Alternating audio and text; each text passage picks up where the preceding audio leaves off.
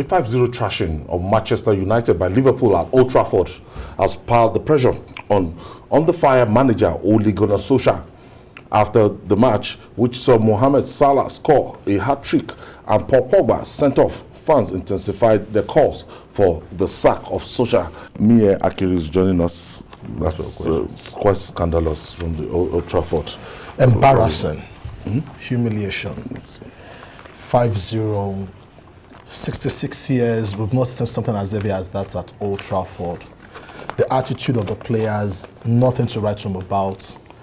Cristiano Ronaldo, sentimentally, wasn't sent off the pitch by the referee, which speaks volume of what Manchester United looks like under Ole Gunnar Solskjaer. And for those who want him out, the reason he was not sent forth. The reason he was not sent forth was it was the ball that he kicked. That was the reason, and he got a yellow. If he had kicked that youngster directly, he would have been sent forth. The manner at which... No, you can get angry. You can get angry, and that's why he got a yellow.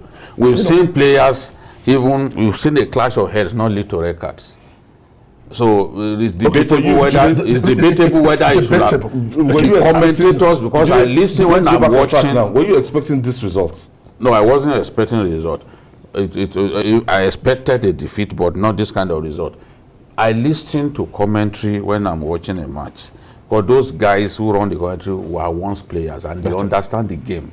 When they took a second look at that incident, the guy said he got away because he kicked the ball. The ball was trapped between the turf and the player's body. So he kicked that ball in anger. That was what saved him. If he had kicked the guy directly, kicked his body, go and watch the tape again. He would have been a red. But he still got a yellow card for lashing out. I quite agree. But with that debate, Ronaldo could have easily or mistakenly kicked the player. What went wrong with Manchester United? How do you lose scandalously to your biggest rival? Well, I feel a lot has changed at Old Trafford today. I will start with what I would describe as waste of talents. Jadon Sancho is yet to have a role to play, to own up that, I am Sancho, and I've come to Manchester United to live up to the billing of how much United have spent on him. Only. Secondly, Cavani has been displaced by Cristiano Ronaldo, and then you have a Greenwood who's yearning for more games. He wants to play.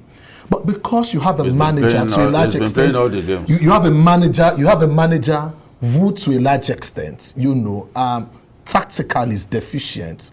I feel there is no better time to let Ole leave than now, because I don't think Ole will survive the next 7 games at Old Trafford. Everyone is blaming the coach. How about the players? Well, the bigger chunk of the blame should go to the coach. He's tactically arid. He has nothing to offer tactically. He's full of himself. He already imagines that because he came second last year, then he's the best thing since sliced bread. Ole Gunnar Solskjaer is not good enough, even for the championship. He has never won anything as a coach. Those who are supporting him sentimentally because, he scored the winning goal when Manchester United won the Champions League in 1999. But after that, Manchester United has won the Champions League in 2008. They won the World Club Championship after that. So Manchester United has recorded even greater honors after what he did against Bayern Munich. So it's just not good enough. Some of us have said that, look, this guy, they should let him go. In fact, after I watched the final of the Europa Cup, I knew that Manchester United had a coach who is at best an artisan.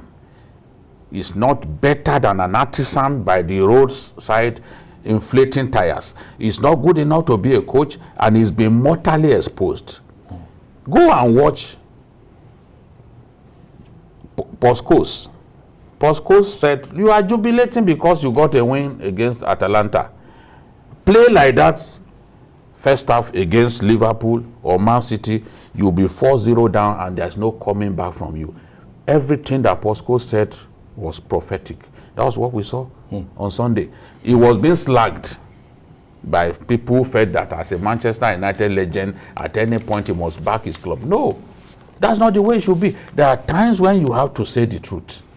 The problem is, he has an array of stars now that I doubt if he can truly manage.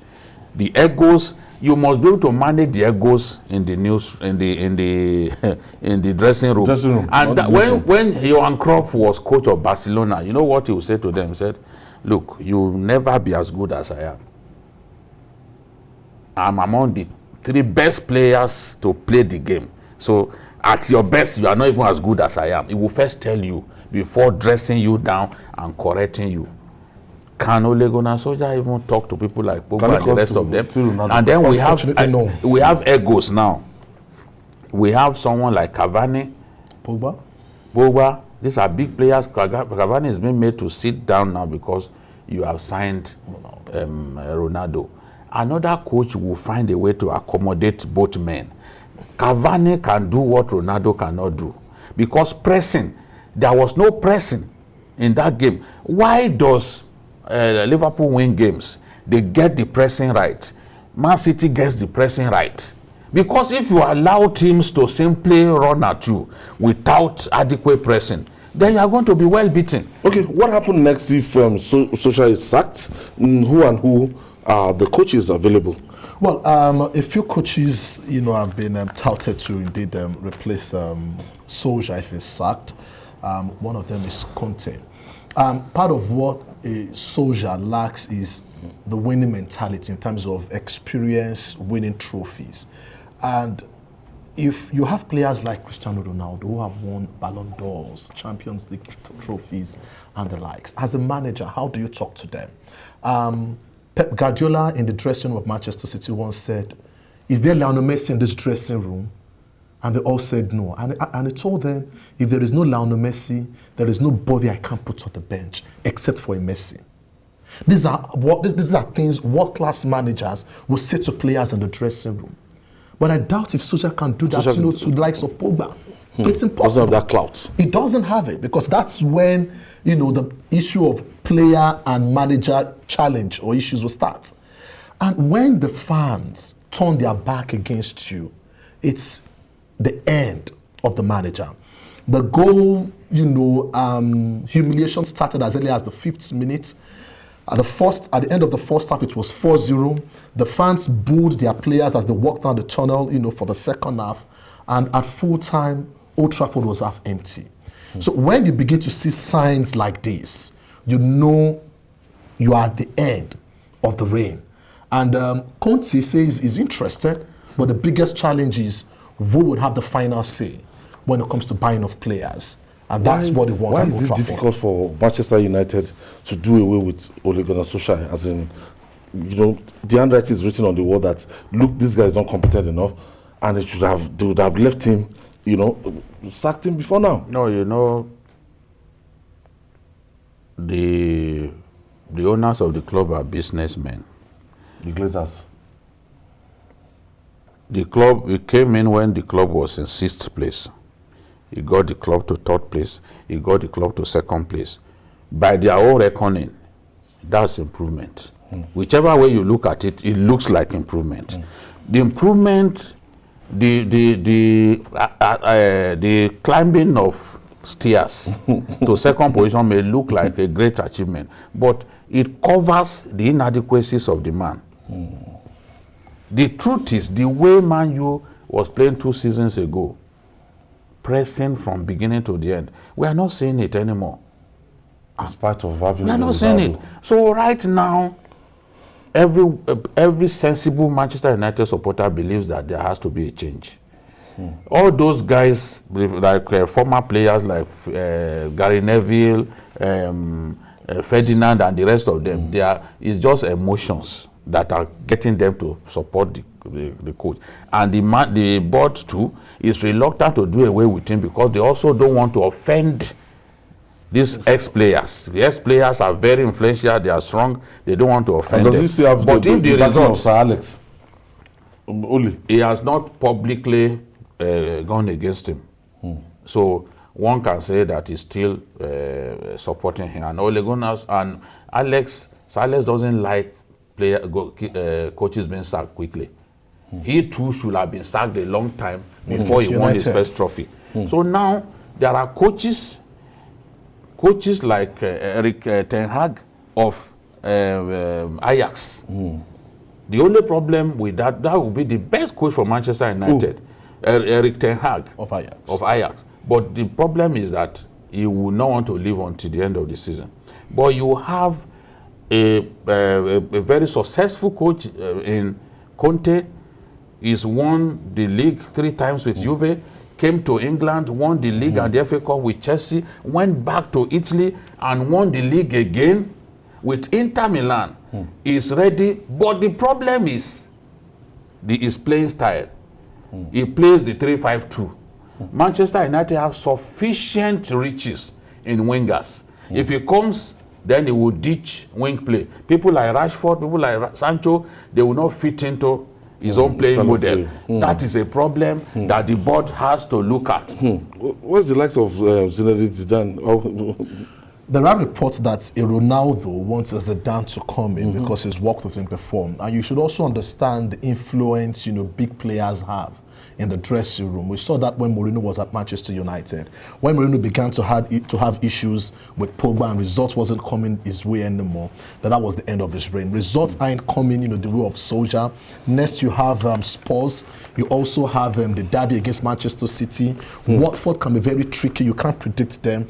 Chelsea after that, and Arsenal. I don't think United will get anything different from what we've seen. So they will lose 5-0. That's what you are saying. No. I'm talking about a loss. A loss is a loss. He may even get. It may not be 5-0. He may even get results against Tottenham.